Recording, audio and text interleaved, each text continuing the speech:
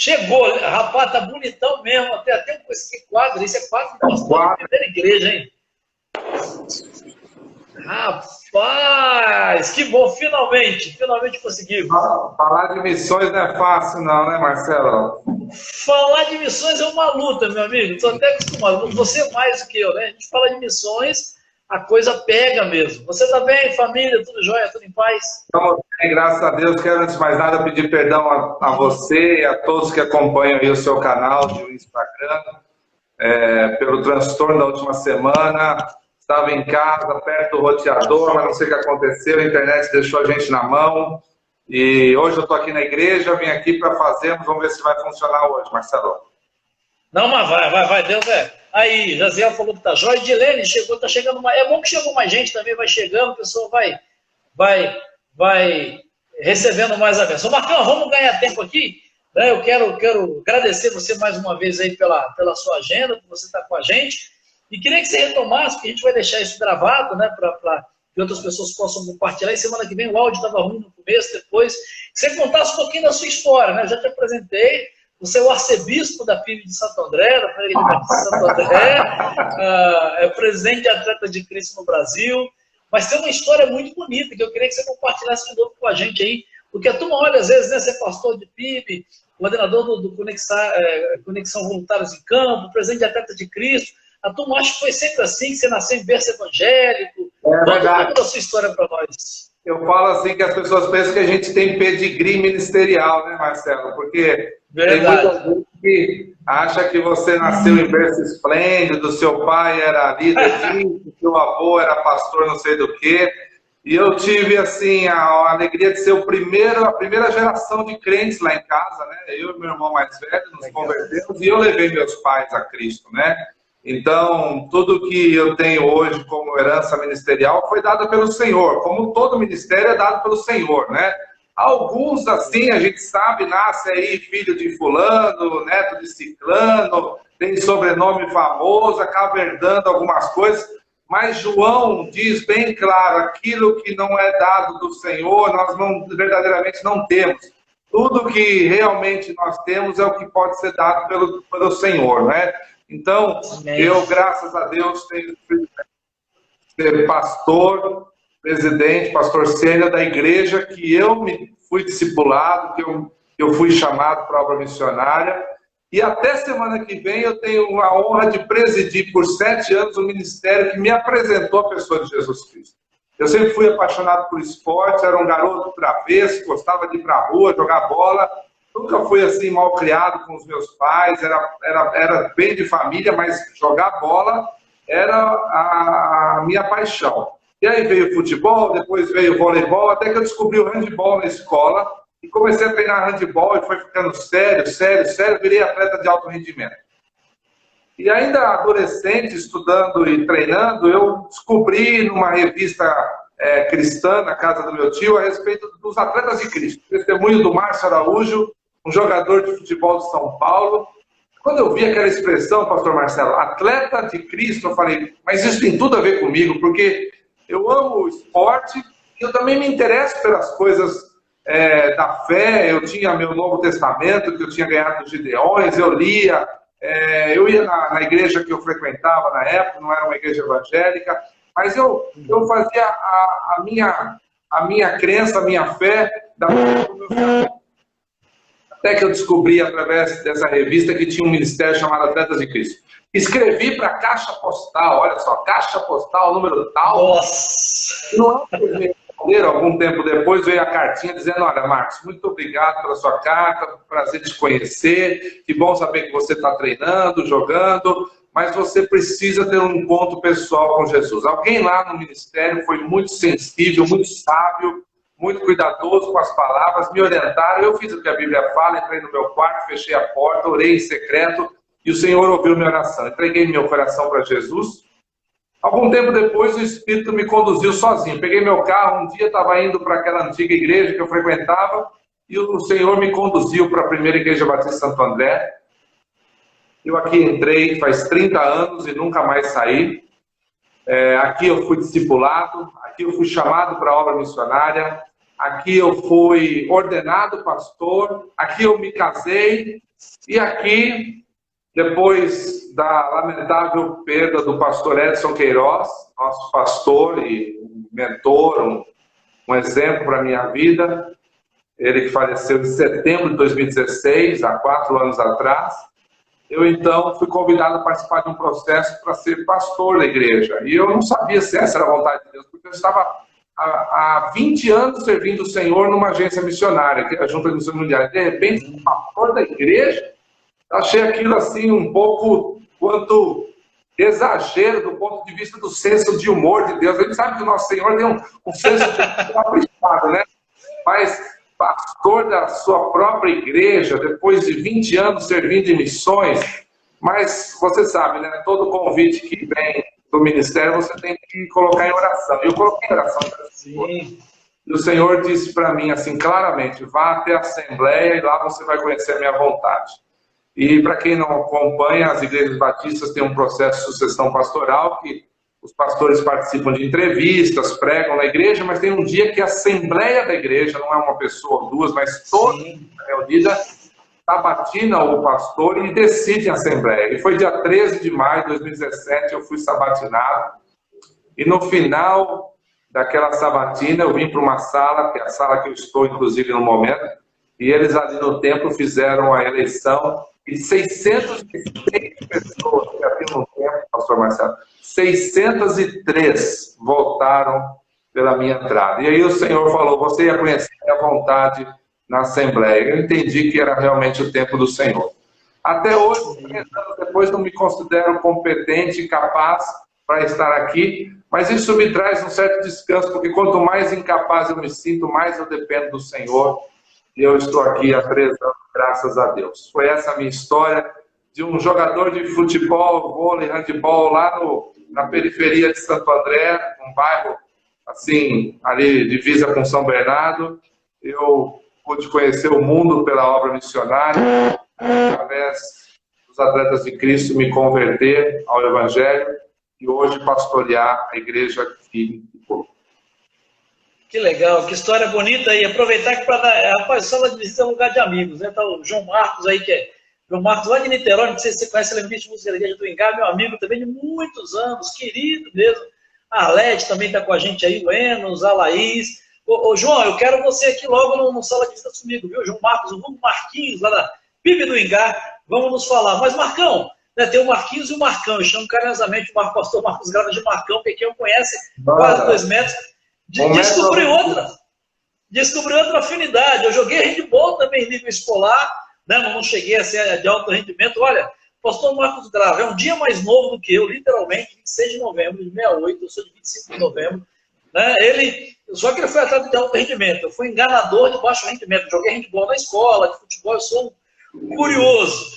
E agora, uma coisa que me chama a atenção, pastor, você caminhou por essa questão da trajetória ministerial, mas os ministérios que a gente chama de para-eclesiásticos sempre fizeram parte da sua vida. Né? Como você disse, você fez parte de uma agência missionária, a Junta de Missões Mundiais, durante 20 anos, você está até hoje envolvido com Atletas de Cristo. Né? Como você vê o papel dessas agências para-eclesiásticas aí, nessa parceria com a igreja? Né? Tem gente que discorda, tem gente que diz que é a igreja que tem que fazer, que essas agências não são importantes. Eu queria que você falasse um pouquinho, porque você vive as duas realidades. Né? Você viveu durante boa parte da sua vida integralmente ligado a uma agência missionária e também a ministérios como Atleta de Cristo, Atletas em Ação, enfim. E hoje, você sempre esteve ligado à igreja local, mas hoje, efetivamente, você é o pastor sênior de uma grande igreja, uma igreja missionária, inclusive. Como é que você vê essa relação? Dá para caminhar junto? Não dá? Como é que você vê isso? Olha, eu tenho uma posição meio polêmica sobre isso, mas eu vou falar, não tenho medo, não. Doa quem doer. Eu penso que algumas organizações para-eclesiásticas avançam o limite de relação que elas devem ter com as igrejas. Elas ultrapassam aquele limite do que é aceitável para uma organização para-eclesiástica. Mas, consciente desse problema, eu posso dizer claramente que isso não é uma questão apenas de causa unicamente da própria agência e da organização. Muitas vezes isso é causado pela própria igreja. E não apenas a admite esse avanço das organizações, mas como também estimula e encoraja que isso aconteça. Eu vou explicar. O envio de missionários é uma coisa que nós sabemos, hoje no Brasil, é muito feito mais pelas agências missionárias do que pelas próprias igrejas. Mas, biblicamente, a responsável pelo envio do missionário não é uma agência missionária, e sim a igreja. A igreja é agente do reino. Ela é que é responsável diante do Senhor, diante da palavra de Deus, pelo trabalho missionário. A participação de uma organização missionária, de uma ONG, de uma agência denominacional, como a Junta, ou de uma agência interdenominacional, como várias que nós temos no Brasil, é muito bem-vinda, desde que ela não assuma o protagonismo nesse processo. E o que é o protagonismo? É o chamar o missionário, separar o missionário da igreja, treiná-lo, capacitá-lo, enviar, cuidar, orientar, pastorear, não é? E cabe à igreja apenas assinar o cheque no final do mês, fazendo o sustento do missionário. Isso é muito pouco. A agência missionária tem uma participação muito importante, mas ela não deve sobrepor as responsabilidades que são da igreja. É a igreja quem ouve o chamado do missionário na vida dos seus vocacionados. É a igreja quem percebe a vocação de um determinado membro da sua igreja. É a igreja quem tem autoridade de comissioná-lo para o campo missionário. E é a igreja quem tem o compromisso e a responsabilidade de sustentá-lo física, emocional e espiritualmente durante o período que ele estiver no campo. Nós sabemos que a maioria das igrejas do Brasil não tem condição financeira de sustentar um missionário integralmente, principalmente em missões mundiais, quando nós temos aí o desafio do câmbio. O ano passado eu fui para o campo missionário com uma caravana, o dólar estava R$4. Hoje eu vi o dólar a 5,80. 50% de ajuste em menos de um ano. Quem é que pode fazer missões numa condição dessa? É praticamente impossível. Aí a necessidade de uma unidade denominacional, de um pool de igrejas, e a agência missionária participa muito bem desse processo, coordenando esses esforços. A agência missionária tem experts para trabalhar o missionário que vai para o mundo islâmico, o missionário que vai para o mundo hindu, o missionário que vai para a Europa, o missionário que vai para uma região específica, tem uma coordenação técnica, mas isso não significa substituir a função da igreja. E como eu disse, muitas vezes não é porque a agência sozinha toma essa iniciativa de ultrapassar os seus limites, mas a própria igreja se torna omissa, entregando o missionário para a agência e deixando com ela toda a responsabilidade. A agência missionária é muito útil, é muito importante, porém, ela não deve usurpar a responsabilidade que é da igreja, pastor. Ô Marcos, você acha que existe uma crise? Tem gente que fala isso, tem até alguns conhecidos nossos, eu vi isso outro dia, que existe uma crise de vocacionados hoje em dia. Você acredita nesse negócio? Você acha que não existe uma crise de vocação? Você trabalha muito com jovens, né? Para quem só para... E até a gente vai falar sobre isso. O pastor Marcos, ele coordena, ele fundou e organizou, né, a Conexão Voluntários em Campos, que realiza o Tour of Hope, meus filhos participaram, que trabalha essencialmente, a grande maioria, um público de jovens, né? Então, para mim, essa fala, quando vem de alguns pastores da nossa denominação e de outras, ela não faz muito sentido, mas você está mais perto disso do que eu. O que você acha? Olha, pastor Marcelo, se você me perguntar, existe hoje uma diminuição da apresentação de vocacionados para o campo missionário, seja para projetos de médio e de longo prazo, ou até para caravanas de curto prazo, eu vou responder que sim, existe. Mas se você me perguntar, isso significa uma crise de vocacionados, eu vou dizer para você que não. Por quê? Porque não é um paradoxo. Os vocacionados continuam nas igrejas, porque eles são despertados por Deus. O que acontece é que não existe hoje um encaminhamento correto desses vocacionados. O Senhor continua despertando pessoas, é o Espírito quem desperta. Foi o Espírito que chamou Paulo e Barnabé em Atos 13. Disse o Espírito à igreja: separe-me a Paulo e Barnabé para a obra que os tenho chamado. A separação, o vocacionamento, o chamado, é uma responsabilidade direta de Deus. É o Espírito Santo de Deus quem faz isso. Ele continua chamando. O Espírito não diminuiu o seu chamamento. Quando a gente diz que nós estamos, de alguma forma, querendo colocar essas responsabilidades sobre a pessoa de Deus, quando o Espírito continua chamando, o que acontece é que as igrejas não estão mais, como se fazia há um tempo atrás, direcionando os seus vocacionados para aquilo que o Senhor os tem chamado.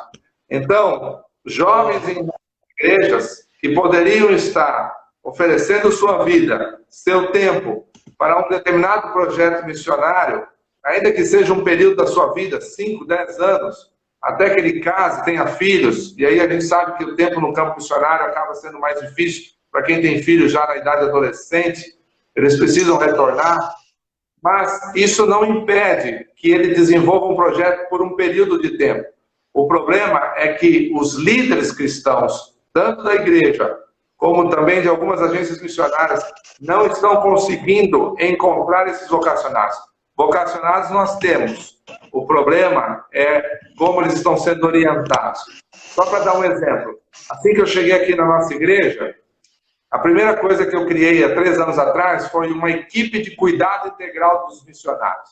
Eu entendia, pastor Marcelo, que cuidar de 80 missionários, como nós temos hoje, 81 missionários, não é uma responsabilidade apenas de uma pessoa, de um pastor de missões, de um líder de missões, teria que ser de toda uma equipe. Nós criamos uma equipe, um conselho, que nós chamamos de cuidado integral do missionário. E junto com essa equipe, eu criei um ministério de vocacionados. Hoje nós temos na igreja 30 vocacionados que estão sendo preparados para o campo, para ser como missionários. Desses 30, em 3 anos, 3 deles já estão prontos para o envio. 3 deles já estão apenas os documentos do campo para serem enviados. Frutos desse ministério vocacional. Olha, se você tem pelo menos uma média de 1 por ano, eu em 3 anos formei 3, se você tem a média de 1 por ano, isso é uma média fantástica. Num período de 10 anos, você mandaria 10 missionários da sua igreja para o campo. Deus continua chamando. A igreja precisa estar pronta para identificar aqueles que são chamados, acompanhá-los, capacitá-los e criar mecanismos para que eles possam chegar até o campo e desenvolver o projeto que Deus chamou-os para fazer. Concordo plenamente. O João Marcos está dizendo, né, o Marquinhos lá de Niterói está colocando exatamente isso. Ele diz, olha, o Jamir também, que é outro amigo querido, aí, vocacionado lá, um dos líderes da Igreja Batista em Perdizes, amigo meu da adolescência, da mesma época do João Marcos, ele está dizendo, muitas vezes existem vocacionados, mas a igreja não apoia, principalmente financeiramente. Uma coisa que eu sinto falta também, pastor, é que se prega pouco sobre chamado vocacionado. Por falar, né, e aí eu vou... Entrou um missionário aqui, que é o meu pastor, eu sei que é um grande amigo seu, o meu pastor de Melota, né? Ele estava com a gente semana passada, eu sei que você... Eu sou fã, a minha paixão por missões, depois da Cláudia, que é minha esposa, foi despertada pelo pastor Dinê. Ele está até perguntando aqui... Cujo filho e nora são missionários em Portugal. Verdade, o Dininho, né? Como o cara que a gente chama, viu o Dininho crescer, missionário, amigo querido, é missionário em Portugal. Foi meu colega de ministério. Muito bom. O Dinê está perguntando aqui, eu vou aproveitar, né? Porque tempo de cada serventia. Se ele perguntou, eu vou dar a vez para o chefe aqui. Ele diz, verdade. Ele está dizendo, ó, por que se rir dos vocacionados que são chamados para a Europa, né? O Dinê está perguntando. Tem muita gente que às vezes debocha, diz, você vai ser missionário na Europa, é fácil, você quer passear. Eu já ouvi isso também, essas conversas. Por que você acha, uma pergunta do Dinê, que foi missionário, tem uma ligação muito forte com Portugal e Açores, o filho dele está lá, enfim. Por que isso acontece, pastor?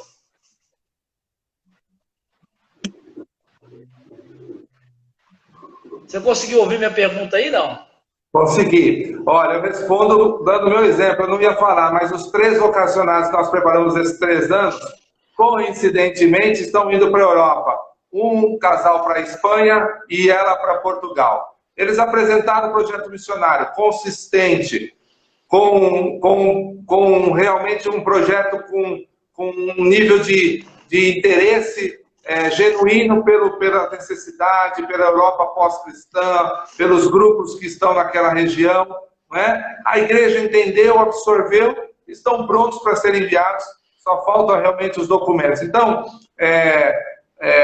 não vejo como seccionar um determinado local do mundo do mapa de envio missionário. O Senhor tem pessoas para todas as regiões que devem ser enviadas. Nós aqui em Santo André, como todos sabem, ou já ouviram alguma vez, nós seguimos muito, assim, a herança do pastor Edson, transformou a visão missionária da igreja 41 anos atrás, foi Atos 1:8, semeeis testemunhas em Jerusalém, Judéia, Samaria, até os confins da terra. Você que é um bom professor de seminário, conhece grego muito bem, sabe que a expressão que está lá, Jerusalém cai, Judéia cai, Samaria cai. Essa conjunção cai em grego significa ao mesmo tempo que, simultaneamente. O Senhor Jesus estava orientando os discípulos que eles deveriam ser testemunhas simultaneamente em todas aquelas regiões. E nós, como igreja, precisamos estar atentos a essa necessidade. Há necessidade de missionários na Europa, como há em qualquer outra região do planeta. A questão é identificar a pessoa que, de fato, está sendo chamada para desenvolver um ministério na Europa e não apenas quer ter um tipo de ministério num continente com condições socioeconômicas bem melhores do que o outro. Se nós identificarmos que, de fato, eles têm um chamado para aquele campo, eu não vejo nenhuma restrição para o envio.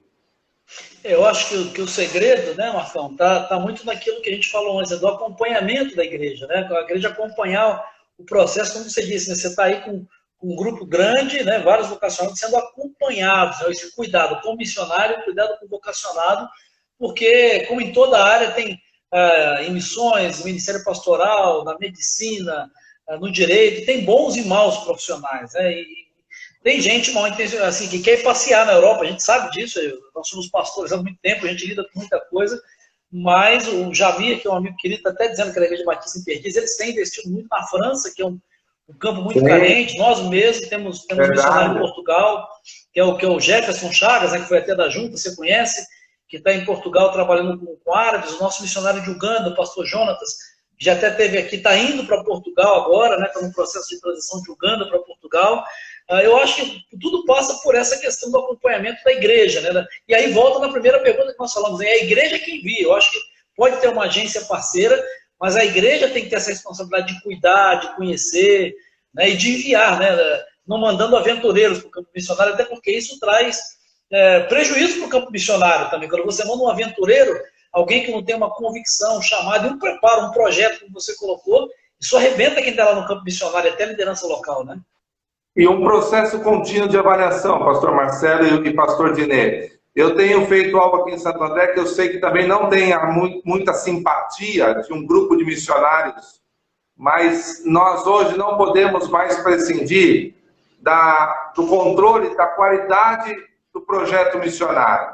Aquilo que ele se determinou a fazer, aquilo que ele se dispôs a fazer, está sendo feito, continua tendo oportunidades para fazer, não apenas do ponto de vista do missionário, mas o campo está permitindo. Ele ainda tem a empatia do povo, das igrejas locais, da denominação. Então, permite-se uma renovação do nosso convênio com esse missionário. Por isso, hoje, pastor Marcelo, eu não envio missionários mais para o campo, sem determinar com eles qual é o período que nós vamos ser parceiros dele, para que ele também saiba que naquele momento ele pode contar com a igreja, porque a igreja determinou que durante 2 anos vai estar com ele.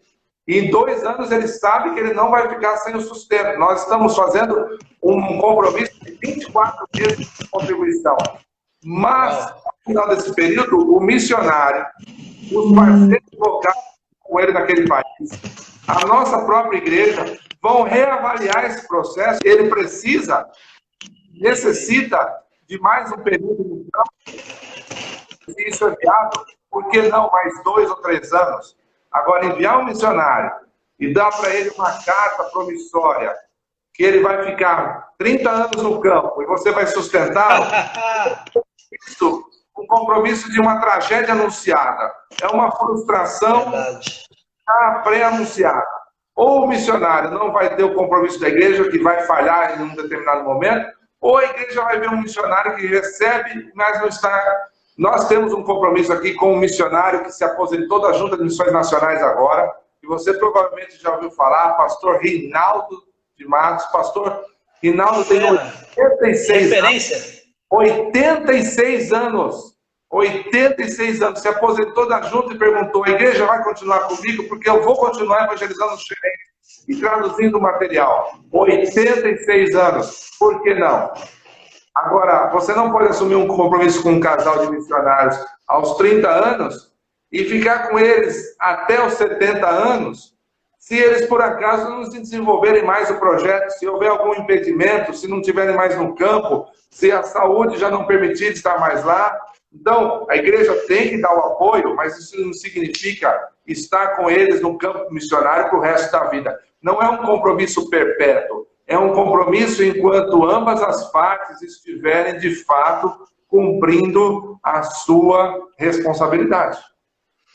Não, eu acredito muito nisso, né? Até uma das matérias que eu ensino lá no Instituto Haggai, que é prestação de contas, né? Tem que haver uma prestação de contas, assim como a igreja presta contas quando envia o sustento, quando ora, quando intercede pelo missionário, né? O missionário ele precisa prestar contas à igreja, de uma forma geral, daquilo que ele está fazendo, né? Dar perspectivas também, porque senão há uma acomodação, né? Uma avaliação continuada, ela é fundamental, né? O Jaziel está dizendo aqui, sensacional, a igreja dá sustento, já declarando a relação ao período. Há um planejamento, não é um planejamento por parte da igreja. O missionário consegue se planejar e ele acaba não sentando em cima também, dizendo, agora eu vou fazer a minha vida aqui.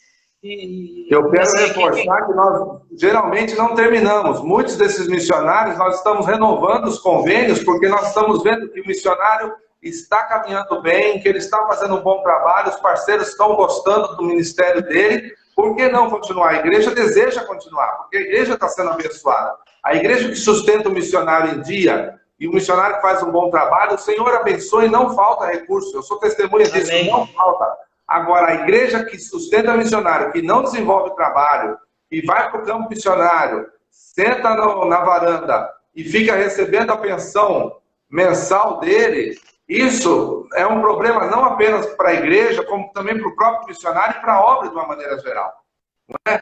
Então nós precisamos ter responsabilidades. Se o missionário está cumprindo bem o seu trabalho, está fazendo por merecer, nós vamos renovar o convênio com ele e vamos até melhorar as condições dele. Você está fazendo um ótimo trabalho, a gente quer manter o sustento com você e ainda melhorar as condições.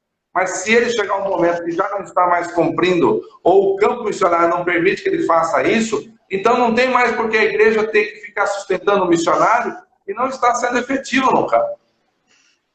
Não, eu acho que isso é fundamental, né? A palavra é essa, né? Parceria. Parceria é uma via de mão dupla que precisa ser, não é só a igreja, né? Eu aqui como pastor, eu posso dizer para você, eu já tive decepção com as duas áreas, tanto com a agência missionária, como com missionários que não cumpriram aquilo que prometeram, enfim, ou com agências missionárias, enfim. Mas eu acho que e assim, quem está falando isso, gente, para quem está com a gente no sala de visitas, é o pastor de uma igreja que tem nada menos, que sustenta, tem parceria nada menos com 80 missionários, né? Tem uma história de envolvimento com missões, sabe do que está falando. Né? E talvez as pessoas até pensem, né, Marcão? Mas a PIB de Santo André, Conexão Primeiro, é uma mega igreja, uma igreja grande. Aí o pastor Dinei está até levantando uma bola aqui interessante, né, sobre a possibilidade de parceria missionária com outras igrejas. Você tem esse tipo de prática aí? Você acha? O que você acha disso? Talvez, por exemplo, eu não consigo sustentar um missionário integralmente, mas eu posso me juntar com 1, 2, 3 igrejas que eu conheço, pastores conhecidos, e fazer uma parceria, um pool missionário?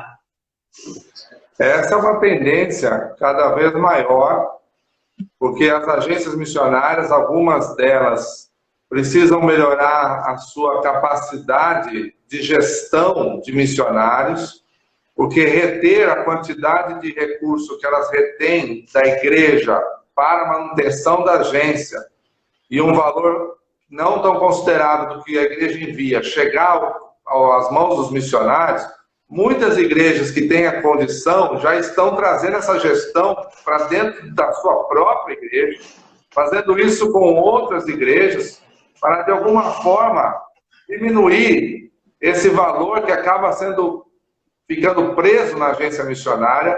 E nós sabemos, eu trabalhei numa agência missionária, sei que ela tem seus custos, mas como eu disse, ela tem que ter uma constante busca de aperfeiçoamento, de melhora dessa gestão, diminuindo o impacto sobre a igreja, para que não ocorra uma evasão das igrejas, das agências missionárias, e elas comecem a fazer esse processo de parceria com outras agências, com outras igrejas, perdão, e elas próprias enviar seus missionários. A participação da agência continua sendo muito importante, desde que ela seja bastante eficiente na administração dos recursos. O menor percentual possível retido na administração da agência, para que a maior parte do recurso chegue na mão dos missionários. Senão não justifica, porque praticamente quando nós sustentamos, eu tenho missionários aqui que são sustentados exclusivamente pela igreja, o valor vai integral para ele, pastor Marcelo. A gente não retém nada de administração, porque a pessoa que cuida da administração é a mesma que cuida do financeiro da igreja. A parte da comunicação é a mesma da igreja. Quer dizer, você tem quase menos de 1 ou 2% que você retém do missionário para a administração. 98%, 99% chega até ele. Agora, via agência missionária, 80% chegar para o missionário, ficar 20% na agência, 15%, às vezes até 10%, é um valor que precisa ser revisto, não é? Para que haja uma administração mais eficiente, não é? Hoje nós estamos vendo aí como as questões digitais, virtuais, têm facilitado, não é? Então, por exemplo, visitas constantes aos campos missionários, né? Coordenadores saindo para os campos missionários, uma viagem internacional é caríssima, não é? Então nós temos que melhorar a gestão para que haja uma aplicação maior dos recursos enviados para a igreja na vida do missionário e no campo missionário, não é? E na administração, aquilo que realmente for necessário, não é? Então acho que se isso não acontecer, mais igrejas vão fazer o que você citou aí, vão começar a procurar umas às outras e começar a administrar elas próprias o envio dos recursos. É verdade. Você sabe, a gente caminha muito tempo junto, você é uma das minhas referências na questão de missões. Eu há muitos anos tenho muita dificuldade com essa questão, né, por experiências ruins, exatamente do que você disse. Né, o dinheiro que você manda não chega ao missionário, você, talvez tão ruim ou pior do que isso, você não tem contato com o missionário. O missionário, eu costumo dizer aqui, né, nós temos o PAN, que é a Parceria de Ação Missionária, nós temos parceria com outras igrejas, enfim, né? E eu digo para a minha igreja, quando às vezes perguntam por quê? Eu falei, porque para nós o missionário ele não é um boleto, né? O missionário não é uma cartinha, o missionário tem nome, eu tenho que ter acesso a ele a mim como pastor dele, da necessidade, da dor, da luta, e eu a ele para saber como é que ele está, enfim, a igreja, enfim, a família, ele tem filhos. Eu acho que talvez as agências missionárias, não quero generalizar, mas acho que elas se perderam um pouco nisso, e o que eu tenho visto é esse movimento crescendo cada vez mais, né? E eu acho que as agências, algumas delas se perderam, geraram um distanciamento entre a igreja, entre a igreja e o missionário, ao invés de aproximar e viabilizar isso. Mas deixa eu te fazer uma outra pergunta, né? Papo bom, por isso que eu falei, já estamos com 45 minutos, meu Deus do céu, está voando. Eu queria que você falasse um pouquinho do Voluntários em Campo, do Tour of Hope. É um projeto que começou aí, vamos dizer, sem grandes pretensões, com alguns jovens, a coisa foi crescendo, foi tomando proporção, tem um pouco a ver com essa sua paixão por missões e esporte. Então, que você contasse um pouquinho da história do Conexão Voluntários em Campo, dos projetos que vocês têm, né, qual é a ideia, enfim. Até porque tem gente que às vezes não entende o que é isso, acha que é o projeto do Grava, o Grava tem uma agência missionária, ele é dono de uma agência missionária. Então, eu queria que você falasse um pouquinho da história do Conexão e como vai acontecer, quais são os projetos, né, nesse tempo aí.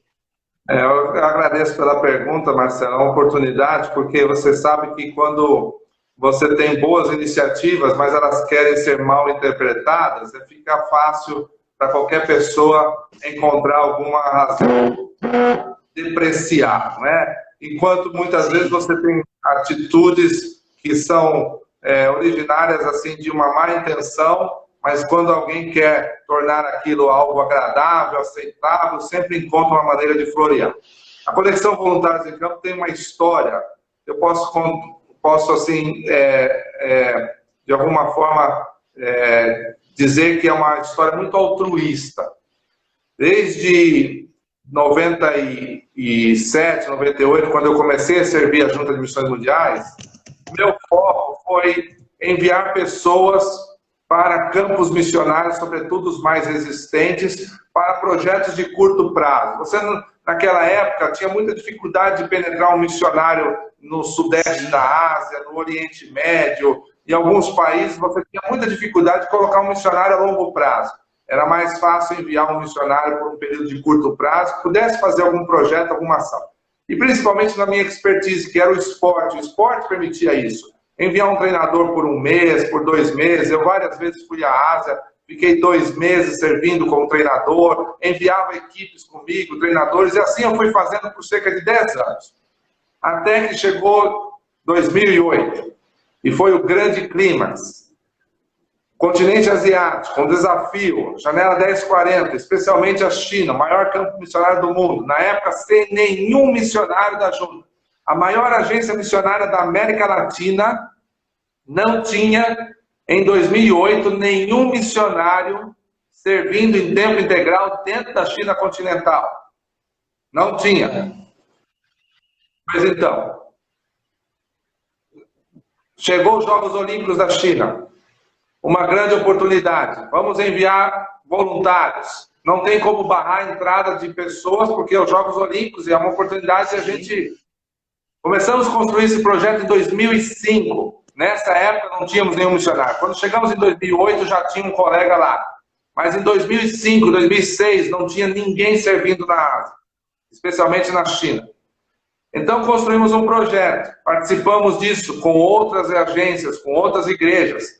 Colocamos 104 voluntários dentro do maior campo missionário do mundo na época das Olimpíadas. Você nos deu o privilégio, o prazer de estar conosco. Fez uma ação lá, treinamento de obreiros. Conseguimos fazer isso com mais de 100 pessoas. Vimos o potencial de trabalhar com outras igrejas e outras denominações no envio de grandes caravanas. 2010... 104 se transformaram em 210 voluntários na África do Sul na Copa do Mundo. 2012, 175 pessoas nos Jogos Olímpicos de Londres. E assim foi. As caravanas foram se multiplicando, as denominações foram abraçando, e a junta se tornou um referencial em termos de envio de voluntários. Para mim era muito cômodo essa situação, para mim era muito confortável. Eu estava dentro da Junta de Missões Mundiais recebendo voluntários na Igreja Metodista, Assembleia de Deus, Presbiteriana, Quadrangular, Pentecostais. Mas essas pessoas, era muito desconfortável para eles chegarem para as suas igrejas, para os seus líderes e dizer: pastor, me ajuda, eu preciso de um recurso de oração, assina essa carta aqui porque eu vou fazer uma viagem missionária com a Junta Batista. Era bem desconfortável. Principalmente para um grupo de líderes que ficaram servindo comigo desde 2007, nos Jogos Pan-Americanos do Rio, 2008, 2009, vieram servindo.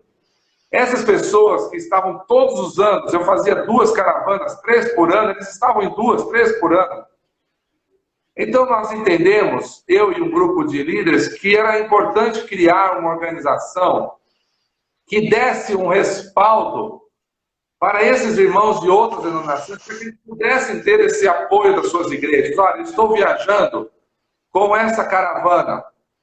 E aí em 2012, em março de 2012, bem depois de várias viagens que nós fizemos, nós criamos uma ONG, uma associação, não é? Que pudesse dar esse respaldo para os membros de outras denominações, dizer para o seu pastor: olha, estou fazendo uma caravana missionária com a Conexão Voluntários em Campo, que é uma parceira da Junta de Missões Mundiais, mas é também uma parceira de outras denominações, de outras igrejas. E essas pessoas tiveram mais tranquilidade de poder justificar para as suas igrejas que as caravanas que eles estavam organizando, ajudando a liderar, não era uma caravana apenas dessa denominação, mas era uma caravana de um pool de igrejas. Claro que isso despertou aí a preocupação de um ou outro líder, principalmente da nossa denominação, que gostava de ter o controle total e absoluto sobre aquilo. Mas o controle absoluto da obra missionária tem um dono, pastor Marcelo, e o dono é Jesus Cristo e mais ninguém. Aleluia! Aleluia! Glória disso, vai perdê-lo, porque o Senhor não entregou na mão de uma denominação, nem na mão de uma pessoa, o controle da obra missionária. Ele entregou na mão da igreja. Ele disse para a igreja: vocês serão as minhas testemunhas. E a igreja não é representada por uma denominação. Eu amo ser batista, sou um pastor batista, e eu não abro mão da doutrina batista, mas nós não somos os únicos responsáveis pela evangelização mundial. E se nós não dermos as mãos, presta atenção, pastor Marcelo, para as outras denominações que nos admiram, que nos respeitam, que têm, assim, uma profunda admiração, que sabem que nós, batistas, somos os líderes missionários. Se nós não estendermos as mãos para esses irmãos, num gesto de humildade, de apoio, vamos morrer na praia, na nossa individualidade e no nosso egoísmo. Precisamos entender, 80% dos membros das nossas caravanas eram batistas, 80%. 20% era dividido entre várias denominações. Nós precisávamos dar a eles essa oportunidade, esse apoio, para que eles também levassem esse desenvolvimento. A Conexão Voluntários em Campo nasceu com esse intento. Se somos mal interpretados, mal confundidos, eu lamento muito, mas o Senhor sabe que nós... Não, eu estou com você, por isso que eu sou fã, né? Os meus filhos foram, né? A Tainá, foi um divisor de águas na minha vida em várias áreas, aí da China, né? Quando eu estive lá naquele trabalho com treinamento de líder no interior da China, foi uma experiência poderosíssima para mim. A minha filha mais velha já foi, o meu caçula ia esse ano, está na expectativa aí da passando a pandemia dos próximos projetos, e eu recomendo, né? Qualquer idade, é para qualquer idade. Tem a irmã Lourdes, que é querida nossa, que mãe de uma ovelha minha, né, uma senhora para todas as idades, mas você tem filhos, adolescentes, jovens, enfim, eu quero recomendar, porque é um divisor de águas, é inspirador, né, e principalmente esse, então, não só o contato transcultural de missões, mas esse contato com pessoas e irmãos de outras denominações, né, é visão de reino de Deus, né, eu costumo dizer isso, né, existe muita gente míope, infelizmente, né, que tem a visão do seu próprio reino, né, mas Jesus nos ensinou a orar, né, que o reino é dele. O reino é dele, a igreja é dele, missões é dele, e quem perde a perspectiva disso tem uma visão míope, está fadado ao fracasso, está fadado, mas, né, eu costumo brincar com a minha turma aqui, né, todo o povo de Israel, todo líder que se levanta para fazer a vontade de Deus, liderando o povo de Israel, vai ter que encarar alguns amalequitas, jebuseus e etc. pelo meio do caminho, faz parte, né? Então, se o nosso coração está em paz. Meu pastor, meu amigo, nós estamos chegando no final desse bate-papo que voou. Né? Não deu nem deu assim para pegar o gostinho, mas eu queria te agradecer pelo seu tempo, queria te agradecer por você compartilhar em tão pouco tempo tanta profundidade. Isso aqui é um curso de missiologia, o que a gente conversou aqui, dá para fazer um curso aí de missiologia. Quero agradecer você, a sua igreja tão querida, que sempre me recebe, me acolhe tão bem quando eu estou aí, a sua família, enfim, né? Desejar as mais especiais bênçãos de Deus sobre você. Queria dar a você aí 1 minuto, 2 minutos, para você compartilhar o que tiver no seu coração, para quem está com a gente aqui na live, vai assistir a gente pelo YouTube, desejando toda a bênção de Deus para a sua vida. Sou seu fã, te admiro, orgulho é pecado, mas eu tenho santo orgulho de ser seu amigo e ser seu discípulo em missões. Bom, pastor Marcelo, eu agradeço os muitos elogios que eu recebi do irmão aqui na live, mas eu quero dizer que a admiração é recíproca, porque eu vejo no irmão essa liderança moderna da nossa igreja. Uma igreja que tem uma vocação missionária, que não é uma igreja imensa, gigantesca, rica, uma igreja na zona leste de São Paulo, mas que sempre manteve os olhos no campo missionário, de todas as formas possíveis. Enviando o seu pastor, como aconteceu em 2008, foi um modelo para todas as igrejas do Brasil. Enviando os seus jovens, a começar do seu filho, porque quem é pastor que acredita em missões, coloca o filho lá. Eu me emociono por isso, porque meu filho tem 9 anos, e assim que ele chegar numa idade, ele vai fazer uma viagem missionária. Porque se eu acredito nisso, eu mando meu filho. E o irmão já mandou seus filhos para lá. Então o irmão é um exemplo. Mandou os outros filhos, que são as suas ovelhas, sua juventude sempre esteve presente. Então eu agradeço o irmão, porque o pastor é uma referência em termos de como cultiva a obra missionária hoje. Igreja, independente da condição financeira, partilhando seus jovens e enviando também os recursos para aqueles que estão lá por um tempo maior. É bom saber que a Igreja Batista da Graça continua fazendo missões através, não apenas de missionários da nossa denominação, mas de missionários que também servem em outras agências, porque há muita coisa boa sendo feita fora do ambiente batista e nós temos que valorizar isso. Eu queria fazer um convite a todos. Nossa igreja tem uma larga história, mas nós nunca, jamais nos achamos suficientes ou completamente capazes. Estamos ainda num processo de aprendizado. Pastor Edson Queiroz era uma sumidade, Pastor Marcos Grava não é. Então nós estamos na 41ª Conferência Missionária. Eu queria deixar um convite a todos os irmãos, né, que podem acompanhar uma das nossas programações de 8 a 15 de novembro. Estaremos celebrando 41 anos de conferências missionárias, Pastor Marcelo. Esse é um marco, são 4 décadas, falando para o Brasil inteiro que é tempo de avançar, é tempo de fazer missões. E esse é o tema do nosso ano, da nossa conferência. Abra os olhos no individual, abra os olhos e veja, porque é tempo de avançar. Né? E quero convidar também os amigos que gostam de esporte. Na semana que vem nós vamos ter a conferência dos Atletas de Cristo, o 36º Congresso Nacional dos Atletas de Cristo. Para o pastor Marcelo, que é um grande corintiano, terá a presença do Cássio, goleiro do Corinthians. Olha só, Cássio, crente em Jesus.